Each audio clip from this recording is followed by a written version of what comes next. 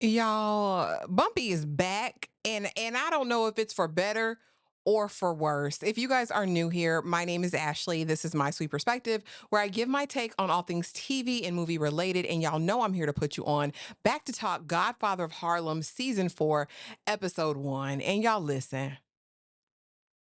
Gigante and Bumpy besties forever. Best friends for life. We know that at the end of season 3, we lost Brother Malcolm. He had to go. All right. We knew it was inevitable just because of history. And we saw that while he was being unalived, Bumpy and Gigante were setting up a sting that would eliminate Colombo and the Cubanito. Okay. We were getting rid of both of them so that we could have Harlem in peace. After, of course, the passing of Brother Malcolm, Bumpy's turned over a new leaf and he's no longer going to sell Doogie. And so, Gigante, the Doogie is yours. All right. Just don't sell in these certain regions and you're good to go. So, as season 4 opens up, we see that they have, it's not even an uneasy piece. They're friends. You know what I mean? Jen is letting the 5 families know that Bumpy Johnson is under my protection. That's my bestie. He is frequenting Bumpy's club, honey, drinking, gambling, doing all of the things, living his best life. And I just want to say, Vincent D'Onofrio, you look good this season, okay? Chigante looks good this season. We know who he is, though, at his core, and I'm still waiting for the boil over. If you watch Daredevil, you know him as Kingpin, of course, but over here, Chigante is a milder Gigante so far. So in season 4, I really, really, really want to see him get back into his bag. And by the end of episode 1, we might just be there because Bumpy said, while I'm not in this business, I'm making a vow to Brother Malcolm. Baby, he kissed his ring.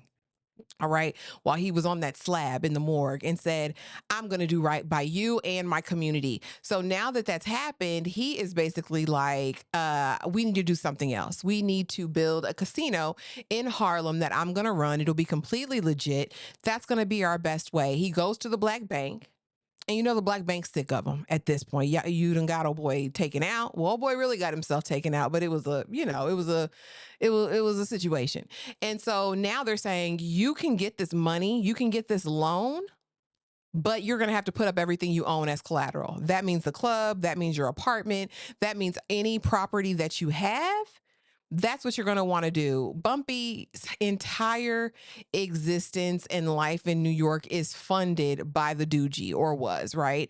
But we saw Bumpy come face to face with himself in season 3, where it was like, how can you be the savior and the sinner all at once? You know what I mean? How can you be the devil and the angel all at once? Which is why I think that painting that was painted of him last season threw him off. And while we're having him see and be confronted with this darker version of himself all last season, I think in Brother Malcolm's passing, or even his efforts to protect him, he was finding some solace or regaining his humanity in that.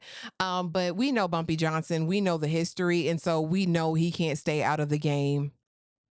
We just know what it is, right? And so the crew is like, Bumpy, we got to do something to get some capital, because what you don't want to do is collateral your entire life to this bank to get the funds to do this, because what if it doesn't work? So Chin is like, I know you're planning something, friend. I want to be in it with you, friend. And Bumpy's like, this is for us, by us. I don't need any part of you being there. My issue with this episode, y'all, because we finna get into it, because this part pissed me off.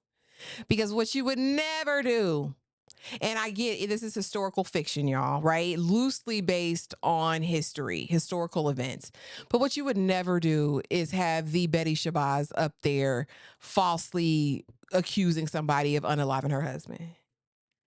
When in real life, there's no documentation of her testifying in the trial.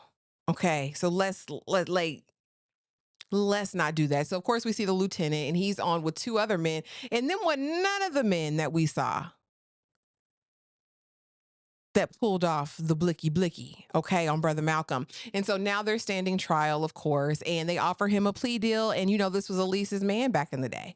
And she's like, you didn't do it. You can't do this. Don't take the plea deal. Baby, he should have took that plea deal.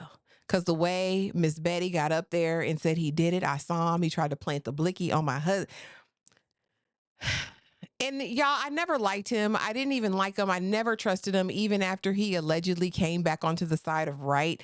Once a scummer, always a scummer in my book. And so, I mean, wrong place, wrong time. It bees like that sometimes, homie.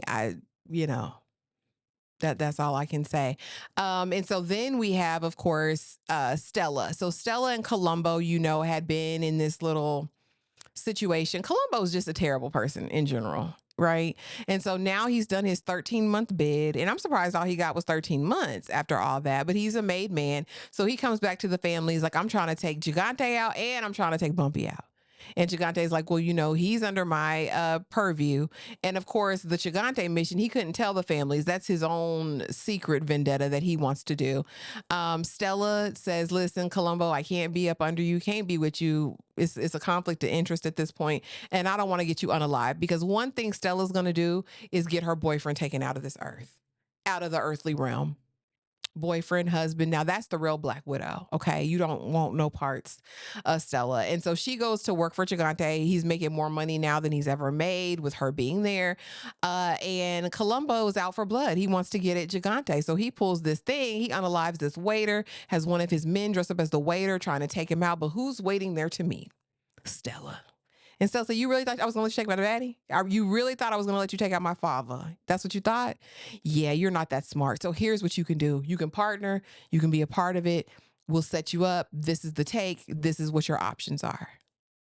So Gigante, Columbo in business together. And now at the end of this episode, as Bumpy brutally rebuffed his request to be a part of this business, it's up and it's stuck, y'all, as far as Gigante and Bumpy. We knew that this was never going to be a real long lasting friendship. Like Bumpy said, I've been under the finger of the Italian mob for all of these years.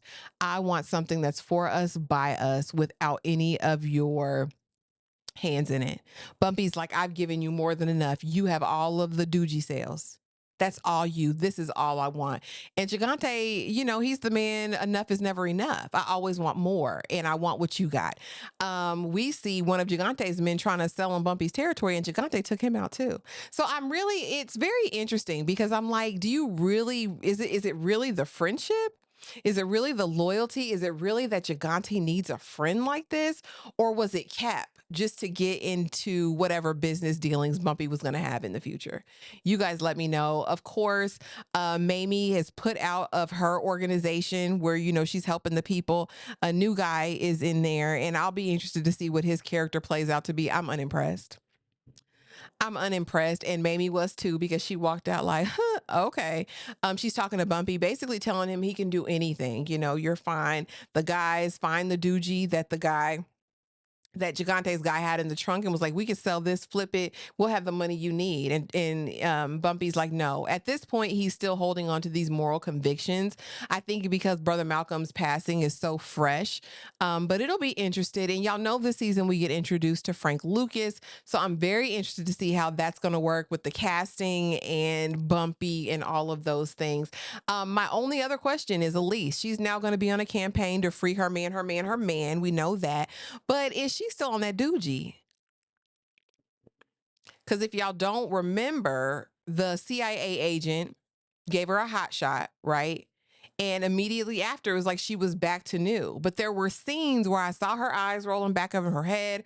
I saw different moments. You guys have to help me out. Is Elise fully clean? Or are we going to see a resurgence of the problem as we go on, especially with the passing of Brother Malcolm? How is she coping? We don't fully see that. I'm very interested to see what's going to happen. Again, it is 1966 now, the year is. So we'll see what happens. You guys drop it in the comments. Let me know if we're watching Godfather of Harlem, if you want us to talk about it weekly. And of course, I can do a more in-depth video going forward. Just let me know. But thank you guys so much for watching. Please be sure to like, comment, subscribe, do all of the things. And I will see y'all in the next video. Bye.